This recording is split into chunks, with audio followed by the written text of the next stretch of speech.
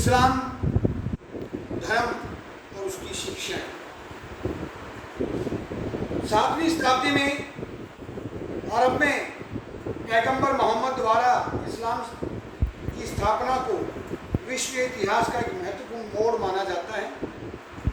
Means इस्लाम धर्म के जो संस्थापक थे वो पैगंबर हजरत मोहम्मद। इसकी स्थापना 7वीं शताब्दी के अंदर हुई और अरब में। ये उस समय के इतिहास का सबसे बड़ा मोड़ था। पैगंबर मोहम्मद ने लोगों को एक अल्लाह, आपसी भाईचारे, सादा और पवित्र जीवन व्यतीत करने व स्त्रियों का सम्मान करने का संदेश दिया। उसकी शिक्षाओं का लोगों के दिलों पर बहुत जादू की तरह असर कर गया और बड़ी संख्या में लोग इस्लाम धर्म में सम्मिलित हुए। शीघ्र ही इस्लाम का भारत समेत विश्व के अनेक देशों में फैलाव हुआ। इसके इन देशों की सभ्यता व संस्कृति पर दूरगामी प्रभाव पड़े। पैगंबर, हम इसकी शिक्षाओं के बारे में पढ़ेंगे। पैगंबर मोहम्मद और इस्लाम की शिक्षाएं बहुत ही प्रभावशाली थी। इन शिक्षाओं का लोगों के दिलों पर जादुई प्रभाव पड़ा और वह बड़ी संख्या में इस्लाम धर्म में शामिल होते चले गए। इस्लाम की शिक्षाओं की जानकारी के हमारे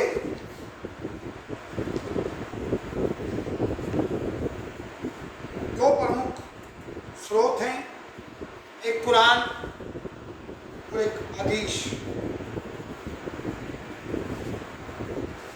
एक कुरान है और दूसरी है हदीस। ये इस्लाम की जानकारी कहाँ से हमें प्राप्त होती है? कुरान का इस्लाम में वही स्थान है जो कि बाइबल का ईसाई धर्म में, गुरु ग्रंथ साहिब का सिख धर्म में और भगवत गीता का हिंदू धर्म में। पैगंबर मोहम्मद की शिक्षाओं के संबंध में प्रोफेसर केयानी का कथन जो है वो पूर्णतः सटीक है। वो कहते हैं कि उस समय की संपूर्ण विश्व अत्याचारों व अन्याय से पीड़ित था और वह अर्थात पैगंबर मोहम्मद इस पृथ्वी पर दुखी मानवता को बचाने के लिए आया। उसने 20 वर्ष से भी कम समय में अरबों को, जो कि बर्बर व घमंडी थे, को सभ्य बनाया, धार्मिक राष्ट्र में परिवर्तित कर दिया। उसका मुख्य शिक्षा थी अल्लाह एक है। जिस तरह कबीर ने, नामदेव ने, गुरु नानक ने, रामानुज ने एक ईश्वर की एकता पर बल दिया है, इस तरह इसने भी ये बताया कि अल्लाह एक है। पैगंबर मोहम्मद ने अपनी शिक्षाओं पर बार बार इस बात का बल दिया कि अल्लाह एक है, वह सर्वोच्च है, सर्वशक्तिमान है। वह जो चाहे कर सकता है, वह संसार की रचना करता है, उसको पालता है और वह उसे चाहे तो नष्ट भी कर सकता है। संसार की सभी वस्तुएं उसके नियंत्रण में हैं। उसकी अनुमति के बिना संसार का पत्ता तक नहीं हिल सकता। अतः वह बहुत ही दयावान है। वह पापी लोगों को पापों की रचना कर सकता है। वह गरीबों व अन्यायों की पुकार सुन सकता है। उसकी कृपा दृष्टि से कोई भी रंग जो है, गरीब व्यक्ति जो है, वो राजा बन सकता है। वह स्वयं जन्म व मृत्यु के चक्कर से परे है। वह सदैव रहने वाला है। वह अन्य देव देवताओं के सामने ऐसे हैं जैसे सूर्य के सामने तारे। पैगंबर मोहम्मद ने केवल एक अल्लाह की इबादत का संदेश दिया है। दूसरा है इस्लाम के 5 स्तंभ। दूसरी जो शिक्षा अल्लाह पे जोर दिया कि वही है जो कुछ भी है, पालनहार है, नष्ट भी कर सकता है, पैदा भी करता है, गरीब को राजा बना सकता है, राजा को रंग बना सकता है, वह अमीर और गरीब में किसी प्रकार का कोई भेदभाव नहीं। दूसरी शिक्षा दी उसने इस्लाम के 5। इस्लाम में 5 सिद्धांतों पर विशेष बल दिया गया है। इनकी पालना करना प्रत्येक मुसलमान का कर्तव्य है। अतः इन्हें इस्लाम के 5 स्तंभ कहा जाता है। पहला है कलमा पढ़ना। ये 5 स्तंभ में पहला स्तंभ है कलमा पढ़ना।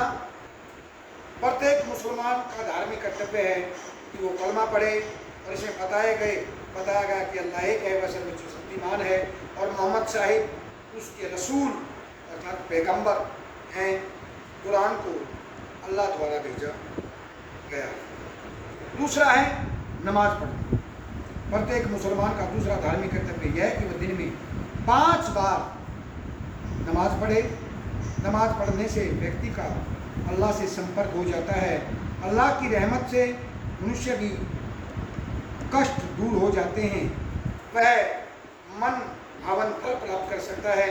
नमाज से पहले हाथ पाँव व मुंह धोना बहुत जरूरी है। मिंच पाक होना बहुत जरूरी है।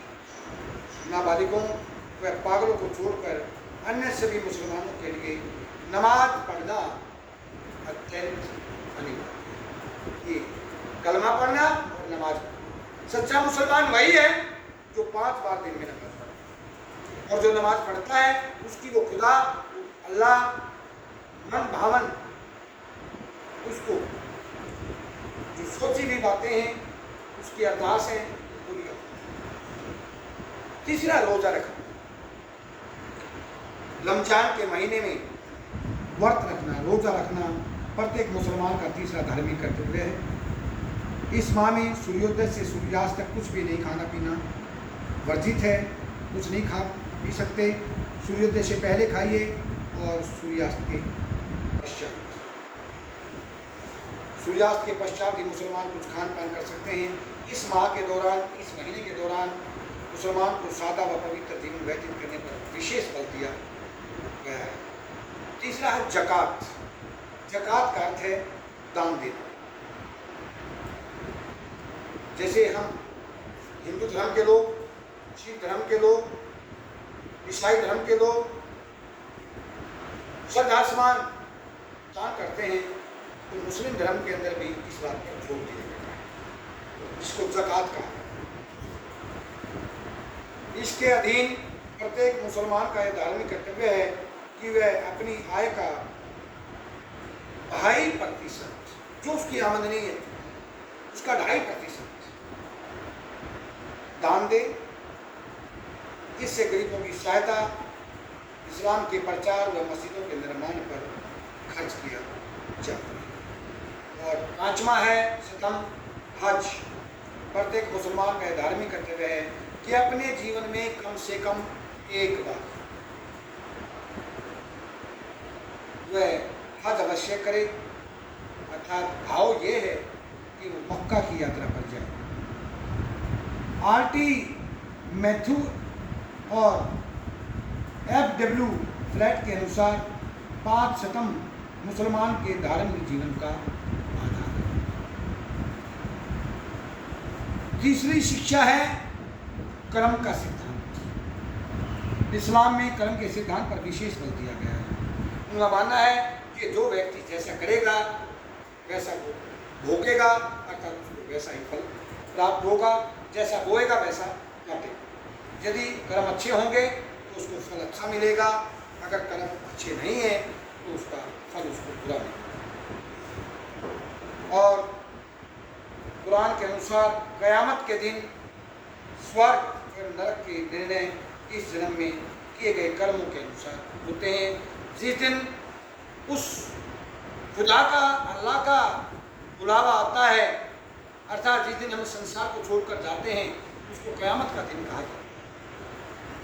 उस दिन हमारे कर्मों का हिसाब होता है और उसी कर्मों के हिसाब से जन्नत और जहन्नुम जन्नत है स्वर्ग और जहन्नुम नर्क के द्वार कर्मों के अनुसार खुलते हैं। नैतिक सिद्धांत, कुरान के अनेक नैतिक सिद्धांतों का वर्णन किया है। उनमें कहा गया है कि इंसान को सदा सच बोलना चाहिए, अपने बड़ों का, अपने माता पिता का सम्मान करना चाहिए, अतिथि भगवान के समान हो, अपने छोटों से प्रेम करो और सादा व पवित्र जीवन व्यतीत करो, लालच वो घृणा मत करो, कभी किसी की निंदा मत करो, किसी को धोखा मत दो, किसी को कष्ट मत दो, सदैव गरीबों, अनाथों व बीमारों की सेवा करो, सदैव नशीले पदार्थों से दूर रहो। उसका अगला उद्देश्य था समानता में विश्वास। इस्लाम समानता को विशेष महत्व दिया गया है, जिसके अनुसार सभी एक अल्लाह के बच्चे हैं, सभी भाई बहन हैं। इस्लाम में अमीर गरीब, जाति पाति, भाषा, लिंग आदि के आधार पर कोई भेदभाव नहीं किया गया, सभी को एक समान माना गया है, जाति पाति का विरोध किया गया। उन्होंने मूर्ति पूजा का भी खंडन किया। उन्होंने कहा कि इस्लाम मूर्ति पूजा का कट्टर विरोधी है। पैगंबर मोहम्मद के समय में अरब देश में मूर्ति पूजा का बहुत प्रचलन था। केवल काबा में ही सैकड़ों मूर्तियाँ स्थापित की गई थी। पैगंबर मोहम्मद ने मूर्ति पूजा का जोरदार शब्दों में खंडन किया। उन्होंने मक्का पर अधिकार करने के पश्चात काबा में सभी मूर्तियों को नष्ट कर डाला और पैगंबर मोहम्मद का कथन था कि हमें केवल एक अल्लाह की उपासना करनी चाहिए, उसी की इबादत करनी चाहिए। स्त्रियों की स्थिति के बारे में उनका उपदेश था। पैगंबर मोहम्मद ने पूर्व अरब समाज में स्त्रियों की स्थिति अर्थात कहें तो बहुत दयनीय थी। उन्हें केवल मनोरंजन व भोग विलास की वस्तु समझा जाता था। समाज ने जो अधिकार पुरुषों को दिए थे, स्त्रियों को भी उन अधिकारों से वंचित रखा गया था। पैगंबर मोहम्मद ने पुरुषों एवं स्त्रियों को बराबर के अधिकार दिए जाने के पक्ष में जोरदार प्रचार किया, लोगों को समझाया। उनका कथन था कि जो माता पिता अपनी पुत्रियों के साथ अच्छा व्यवहार नहीं करते, वे कभी भी दो जख अर्थात नरक नहीं जाते। उन्हें मुसलमानों को संदेश दिया कि वे अपनी पत्नियों के साथ भी कभी भी दुर्व्यवहार न करें। उनका कथन था कि अच्छी पत्नी उसके पति के लिए एक बहुमूल्य खजाने के समान होती है। उसकी अर्धांगिनी है, उसके जीवन की साथी है, वो उसके लिए बहुत बड़ा खजाना है, दुख सुख में उसके साथ रहती है। उन्होंने बहुविवाह पर भी अंकुश लगाने के उद्देश्य से नियम बनाया कि कोई भी पुरुष एक समय में 4 से अधिक पत्नियां नहीं रख सकता। वह प्रेम विवाह यौनाचार के विरुद्ध। उन्होंने विधवाओं को सम्मान देने, उनके पक्ष में प्रचार किया। इस प्रसिद्ध लेखक अब्दुल्ला सुहरावर्दी के अनुसार मोहम्मद शायद दुनिया में सभी स्त्रियों का पक्ष लेने वाला सबसे बड़ा समर्थक। और आर.टी. मैथ्यू के अनुसार पैगंबर मोहम्मद की शिक्षाओं ने स्त्रियों के अधिकारों व कर्तव्यों की एक निश्चित नियम व कानूनी दर्जा दिया था और इस प्रकार उनकी सामान्य स्थिति में वृद्धि की। और इस तरह इस्लाम धर्म जो था वो दुनिया के अर्थात पृथ्वी पर बहुत ही कम समय में आज हमने इस वीडियो में पैगंबर हज़रत मोहम्मद के बारे में, उसकी शिक्षाओं के बारे में पढ़ा, उसके नियमों के बारे में पढ़ा। उन्होंने समाज को सुधारने का जो प्रयास किया, जिस तरह भक्ति आंदोलन के दूसरे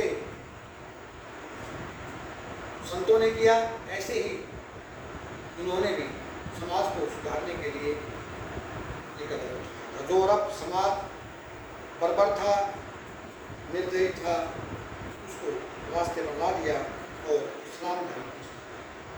आज हमने इस वीडियो पढ़ा, कल एक नई वीडियो लेकर फिर हाजिर होंगे।